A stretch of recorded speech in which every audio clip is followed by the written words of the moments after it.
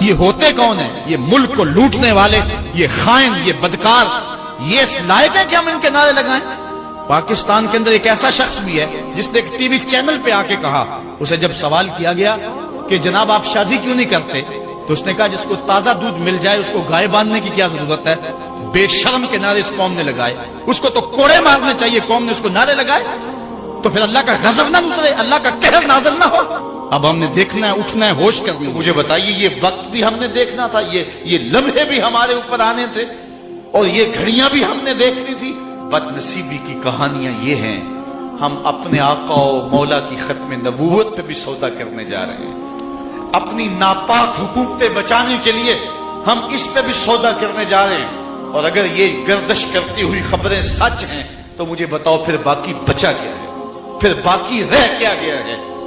ہمارا اساسی اور بنیادی عقیدہ ہے حضور کے ختم نبوت کا، اور شاید حکمران بھول جاتے ہیں اقتدار کی کرسی پہ جھولتے ہوئے، اور وہ اس ماحول کے اندر دیکھنے کے عادی ہوتے ہیں، لیکن انہیں یہ یاد نہیں ہے، انہیں یہ بھول گیا ہے یہ امت عمل میں کمزور ہو سکتی ہے، عشق میں کبھی کمزور نہیں ہوئی۔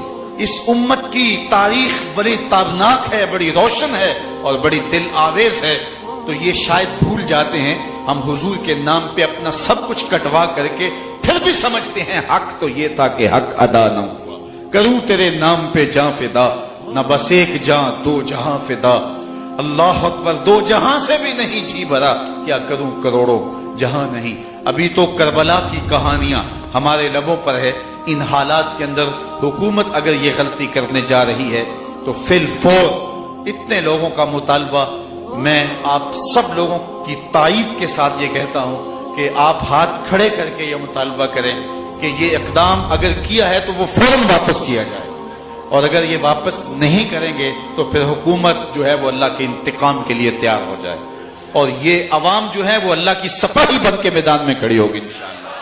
وہ وقت دور نہیں ہے، کی محمد سے وفا تو نے تو ہم تیرے ہیں، یہ جہاں چیز ہے کیا لوح و قلم تیرے ہیں۔ اقبال کہتا ہے حضور سے وفا کرو، پھر قلم بھی تمہارا ہے، پھر تختی بھی تمہاری ہے، پھر تمہاری تقدیر کے فیصلے واشنگٹن میں نہیں ہوں گے، پھر جو تم چاہو گے وہ لکھا جائے گا، خدا بندے سے خود پوچھے گا بتا۔ اور اس ملک کے اندر مثبت انداز سے تبدیلی کا سوچنا ہے، حکمرانوں کے گریبان تک ہم نے پہنچنا ہے جو ملک کو لوٹتے ہیں، ہم نے اس کے لیے قوت کو جمع کرنا ہے اور پوری قوم کے اندر شعور بیدار کرنا ہے۔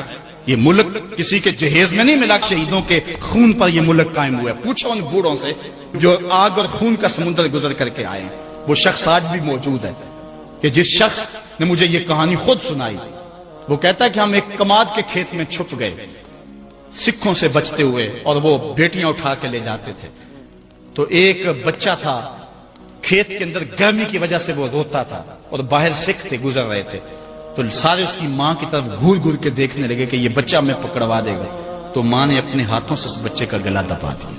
پاکستان یوں ہی نہیں بنا ہے، ماؤں کی گود سے بچے چھینے گئے اور کرپان کی نوک پہ چڑھائے گئے، اور پھر ان بچوں کو پٹک کے زمین پہ مارا گیا، ان کے پیٹ پھٹے، انتڑیاں پھیل گئیں۔ ماں نے کیا کہا؟ پاکستان کا مطلب کیا؟ لا الہ الا اللہ۔ آج وہ ماں نہیں پوچھے گی تم کو، آج وہ بچہ قیامت میں ان حکمرانوں کا گریبان نہیں کھینچے گا۔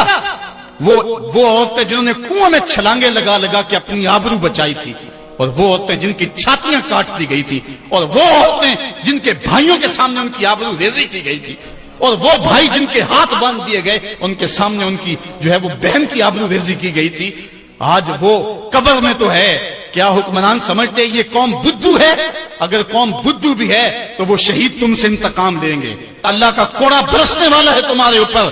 چھوڑ دو اس ملک کی جان، اس ملک کو محمد عربی کے غلاموں کے سپرد کرو۔ یہ ملک حضور کے نام پہ حاصل کیا گیا تھا، حضور کے لا الہ الا اللہ پہ حاصل کیا گیا تھا۔ اس ملک کے اندر جو ہے وہ ہم لا الہ الا اللہ کا نفاذ کریں گے، اور یہ ایسے ہی نہیں ہوگا، یہ 2 4 10 50 آدمیوں کی کہانی نہیں ہے، اس کے لیے پوری قوم کو اٹھنا ہوگا، پوری قوم کو کھڑا ہونا ہوگا، اور ان لوگوں کا احتساب کرنا ہوگا، کڑا احتساب کرنا ہوگا۔ تم ہوتے کون ہو کہ ہمارے ملک کے ساتھ یہ سلوک کر رہے ہو؟ امریکہ کے نیچے بیچی گئے، یار کوئی غیرت بھی ہوتی ہے، کوئی حال بھی ہوتا ہے۔ سگ وزیرو گرگ میرو پوشرا درباں شبد این ارکان سلطنت ملک را ویراں کنند۔ دعا کرو اللہ میرے وطن کی خیر فرمائے۔ میرے وطن کی خیر فرمائے۔ یہ لرزتا ہوا پاکستان، یہ خود کش دھماکے، یہ یار حکمران، امریکی غلامی، یہ غیرت کی زندگی ہم اب جینے کا عزم کریں گے۔ ہم امیدوں کے چراغ کو بجھنے نہیں دیتے، پاکستان مٹنے کے لیے نہیں۔ میں نے اس دن سیالکوٹ بھی کہا تھا کہ لوگوں نے تو بیرون ملک بنگلے خرید رکھے ہیں اور سویس بینکوں میں انہوں نے کروڑوں اربوں ڈالر جمع کروائے ہیں، وہ پاکستان کے مستقبل سے مطمئن نہیں ہیں۔ پتہ نہیں پاکستان کب کچھ ہو جائے اور ہم اڑ کے وہاں چلے جائیں گے، لیکن میں کہتا ہوں کہ تمہارا تو جینا مرنا اس وطن کے لیے ہے، تم نے تو رہنا ہی اس ملک میں ہے، تم نے تو آخری سانس تک اس ملک سے وفا کرنی ہے۔ اس لیے ہم نے چراغ امید کو کبھی بجھنے نہیں دینا، اور اس پاکستان کے لیے جو ہم کر سکے وہ ہم نے کرنا ہے۔